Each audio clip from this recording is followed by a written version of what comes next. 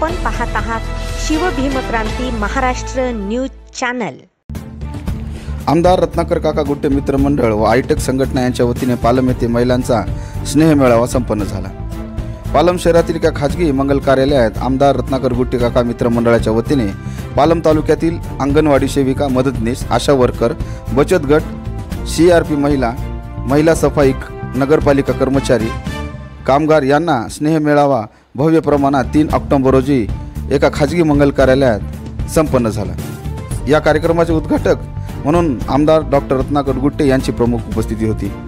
यावेळी मंचावर गुट्टे मित्रमंडळाचे गणेशराव रोकडे, जिल्हा अध्यक्ष संदीप आळनुरे, प्रभारी माधवराव गायकवाड, माजी नगराध्यक्ष बाळासाहेब रोकडे, आयटेक संघटनाचे बाबाराव आवरगंड, मुगाजी बुरुड, आयटेक जिल्हा संघटक शिवम पांचाळ आदींसह इतर मान्यवरांची उपस्थिती होती। सदरील कार्यक्रमात तब्बल 600 महिलांना रत्नाकर काका गुट्टे यांच्या हस्ते 1 पैठणी आणि 5 किलो साखर दसरा दिवाळी भाऊबीज भेट म्हणून देण्यात आली।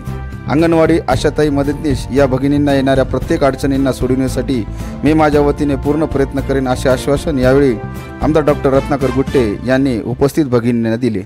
या स्नेह मेळाव्याला मोठ्या संख्येने पालम तालुक्यातील महिला व इतरांची उपस्थिती होती।